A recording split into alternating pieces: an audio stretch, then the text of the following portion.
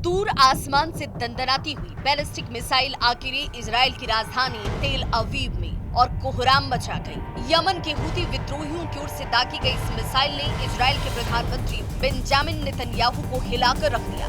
पिछले कुछ समय से इजराइल के खिलाफ मोर्चा खोलने वाले हूती विद्रोहियों ने इजराइल पर बैलिस्टिक मिसाइलें दागनी शुरू कर दी, पर बीते 4 दिनों में उनकी ओर से किए गए ताबड़तोड़ 3 हमले ने इजराइल में दहशत फैला रखी है। हूती विद्रोहियों की ओर से एक के बाद एक हो रहे हमलों से इजराइल की राजधानी तेल अवीव में बार-बार सायरन बज रहे हैं और चारों ओर अफरा तफरी मच रही है। खतरनाक हूती लड़ाके इजराइल पर हर रोज ताबड़तोड़ हमले कर रहे हैं। मिसाइल हमले से यरूशलेम के दक्षिणी पश्चिमी तट की बस्तियों और डेड सी के पास के इलाकों में लगातार सायरन बज रहे हैं। सायरन बजने से लगभग 5 मिनट पहले स्थानीय निवासियों की चेतावनी उनको लेकर के जारी की जा रही है।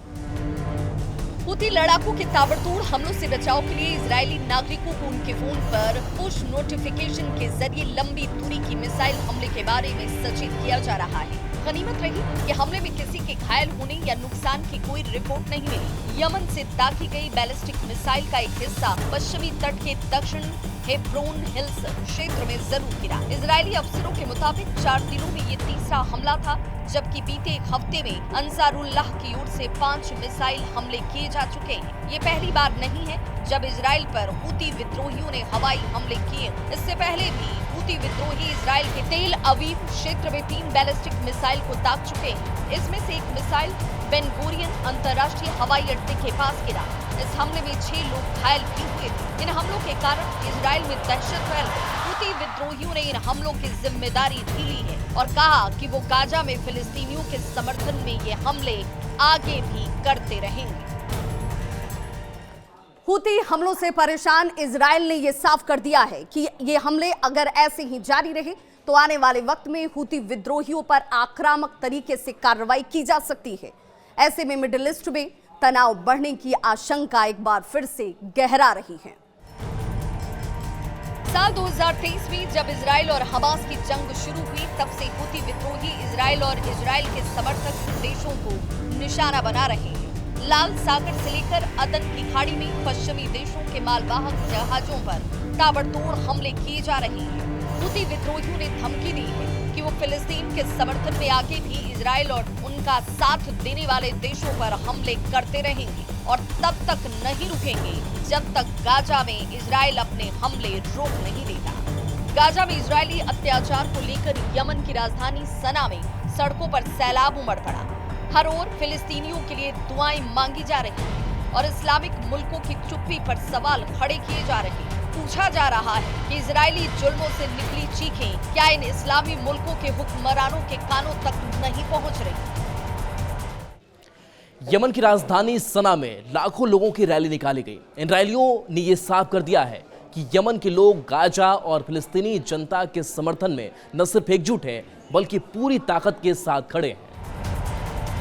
हूती ग्रुप की ओर से इजराइल पर लगातार बैक टू बैक हवाई हमले हो रहे हैं। हूती के हमलों के जवाब में इजराइल की सेना यानी कि IDF ने यह दावा किया है कि वो इन सभी मिसाइलों को हवा में ही इंटरसेप्ट करके मार गिरा रही है। पर कुछ दिनों पहले बेन गुरियन हवाई अड्डे पर जिस तरह से हूतियों ने मिसाइल गिराया कर तबाही मचाने की कोशिश की, उससे ये साबित हो गया कि हूती विद्रोहियों ने इजराइल में घुसकर वो कारनामा कर दिखाया जो बाकी के मुल्क नहीं कर पाए।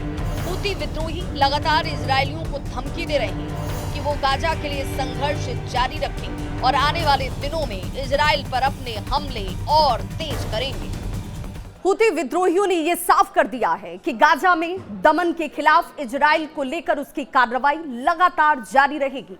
ऐसे में यह आशंका अब तेज हो गई है कि आने वाले वक्त में इजराइल के खिलाफ ये जवाबी कार्रवाई और हमले और तेज होंगे। गाजा पट्टी पर इन दिनों एक बार फिर इजराइल की ओर से भीषण हमले शुरू हो चुके हैं। इन हमलों में अब तक सैकड़ों निर्दोषों की जान जा चुकी है। इसके खिलाफ हूती विद्रोहियों ने तीखी प्रतिक्रिया भी दी। यमन के अंसारुल्लाह आंदोलन के नेता अब्दुल मलिक अल हौदी ने इजरायली हमलों के खिलाफ चुप्पी साधे बैठे मुस्लिम देशों की तीखी आलोचना की और कहा कि अंसारुल्लाह आंदोलन गाजा के लोगों के साथ खड़ी है और फिलिस्तीन की मुक्ति तक उनका समर्थन जारी रहेगा। यमन की सेना इजराइल के खिलाफ किसी भी तरह की कार्रवाई के लिए पूरी तरह से तैयार है और फिलिस्तीनियों के समर्थन में अपनी सैन्य कार्रवाई को जारी रखेगी। ये बयान उस वक्त आया जब कई मुस्लिम देश या तो शांत थे या इजराइल के साथ अपने संबंध मजबूत करने की कोशिश में जुटे। ऐसे में हूती ग्रुप ने यमन की जनता और सेना को गाजा के लिए हर संभव समर्थन देने का वादा किया और इजराइल के खिलाफ ताबड़तोड़ सैन्य कार्रवाई करने का ऐलान भी कर दिया।